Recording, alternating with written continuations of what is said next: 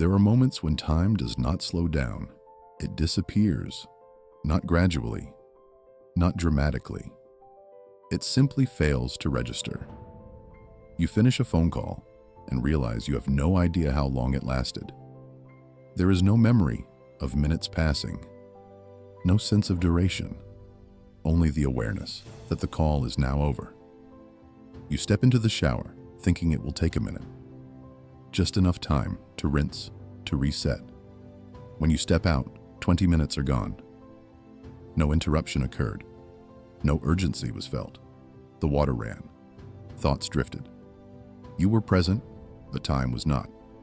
You open your phone to check one thing, a message, a notification, a single detail. Your thumb moves automatically. Your eyes scan. When you look up again, the day feels shorter. The light has shifted. The room feels later. Nothing external malfunctioned. Clocks kept moving. Notifications arrived on time. The world behaved as expected. But inside, time left no footprint. It didn't stretch. It didn't rush.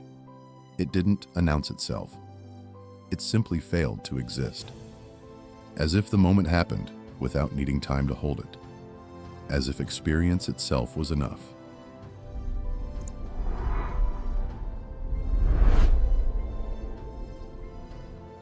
Time is something we feel. We talk about time as if it were something external, something that passes, something we move through, something measured independently of us. Seconds, minutes, hours. We place it on walls, on screens, on wrists. We schedule our lives around it. But most of the time, we don't actually feel minutes or hours.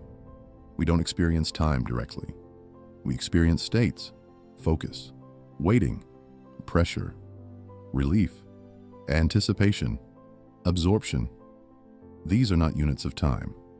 They are internal conditions. Time doesn't arrive first. Experience does. And time adjusts itself around that experience. Not on clocks, not in calendars, inside people, inside attention, inside awareness, inside memory. Time is not a constant feeling. It is a response. Case file, number 1, time lost in focus. There are moments when attention collapses into a single point. Everything unnecessary falls away. You're writing a message, solving a problem, training your body, cooking a meal. Your movements become efficient. Your thoughts narrow. Your body settles. Your breathing slows. Muscles relax without instruction. Background noise fades. Sounds don't disappear, but they stop demanding interpretation. You don't think about time because nothing inside you is asking for it. There is no boredom to mark seconds, no urgency to count minutes. The mind stops checking. When you stop, you don't feel like time passed quickly.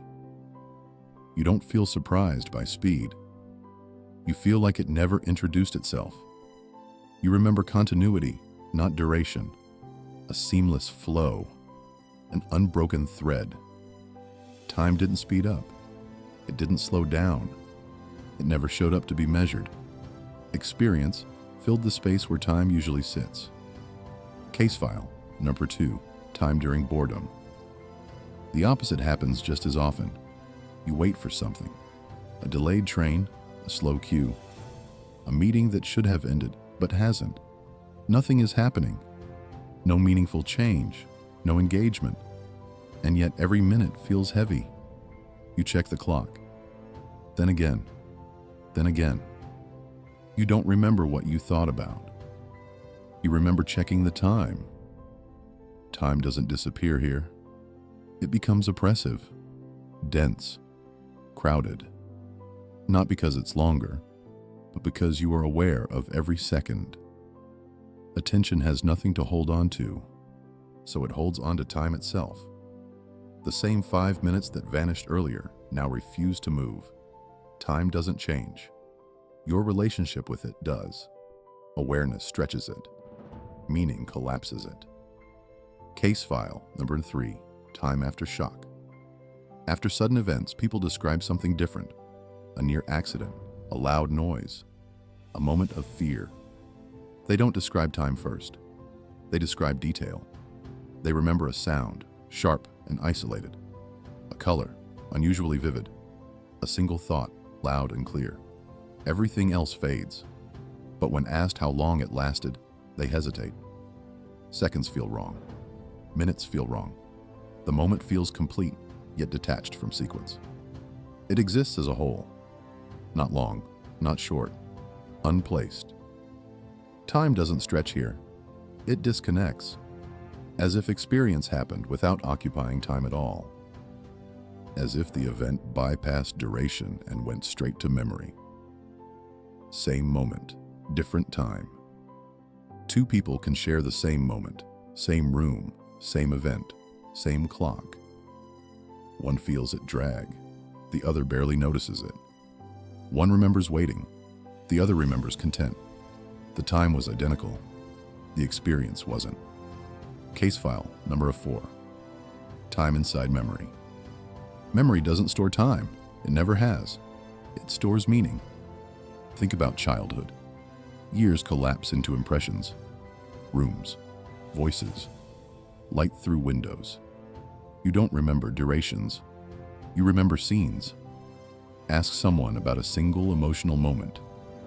They remember how it felt, the temperature of the air, the tone of a voice, not how long it lasted.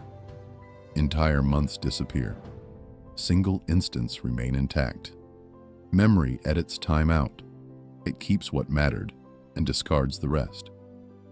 Time does not survive inside memory. Significance does. Case file number 5. Time in social situations. A dinner with friends can feel like minutes. Conversation flows. Laughter overlaps. The night ends before you expect it to. The same dinner, with the wrong company, feels endless. Silences stretch, glances wander. Same table, same duration, different internal time. You don't say, "This lasted 2 hours." You say, "This flew," or "This dragged." Time becomes descriptive, not numerical. It borrows language from feeling. At some point, a pattern becomes impossible to ignore. Time inside people is not continuous. It flickers. It appears when attention requires it.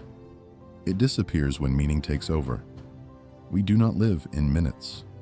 We live in moments that matter. Time follows meaning, not perfectly, not consistently, but often enough to notice when it vanishes. Often enough to question whether time was ever the primary experience. If you felt time disappear like this channel explores these moments deeply. You can subscribe to continue following where curiosity leads. When time disappears inside people, nothing external breaks. Schedules continue. Alarms still ring.